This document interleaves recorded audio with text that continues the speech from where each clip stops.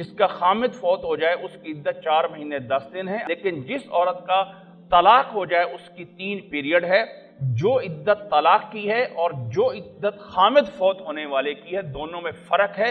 طلاق والی عدت میں عورت آ جا سکتی ہے، اپنا کوئی کام کاج جاب وغیرہ سب کچھ کر سکتی ہے، کچھ سوائے اس کے کہ آگے نکاح یا نکاح کے بارے میں بات چیت نہیں ہو سکتی۔ لیکن جس کا خامد فوت ہو جائے 4 مہینے 10 دن تک اسے سوگ منانا ہوتا ہے، یعنی اپنے لیے کوئی اچھے کپڑے پہننا، اپنا کوئی میک اپ کرنا، یا کہیں نکل کے جانا، کسی دوسرے گھر میں جا کے رہنا، مارکیٹ میں بلا ضرورت چلے جانا، یہ اس عورت کے لیے منع ہے جس کا خامد فوت ہو جائے۔ لیکن طلاق اگر کسی کو ہوئی ہے تو وہ اگر ان طرح کاموں میں جا رہی ہے تو اس میں کوئی حرج نہیں ہوتا ہے، وہ اس کا حکم عام عورتوں کی طرح ہے۔ صرف یہ ہے کہ اس طلاق والی عدت میں اس کو جو ہے کہیں آگے جو ہے وہ بات چیت نہیں کر سکتی ہے۔